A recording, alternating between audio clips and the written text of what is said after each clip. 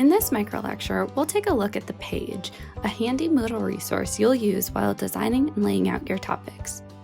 If you have quite a bit of text or visual content, a page is a good resource to use. A page is a resource that allows you to expand and collapse your content. This prevents students from seeing a wall of text when they come into the topic. A page will have a short description of the content above the Read More button. Clicking this button opens up the content. Clicking the X at the bottom, or the page's name, will collapse the content and show the description again. Now, let's create a page so you can see what the interface looks like. Again, scroll to the bottom of the topic and select Create Learning Activity. Go to Resources, then Page. Give your page a descriptive name. Write a brief description, 1 or 2 sentences will do. Add your content to the page content area.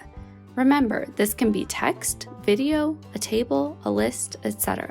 When we save and return to course, you can see that the description is above the Read More button, and when that button is clicked, the content appears. You can add an image to either the description area or the content area, but you should not add an image to both areas. If you add an image to the description, you will have more control over the appearance of the image. You can resize the image and change the alignment. If you add an image to the content area, it will always pull the first image and put it to the left of the description and button. Even if you resize this image, it will always show up at a larger size on the description portion of the page. Adding an image to both areas will produce undesired results.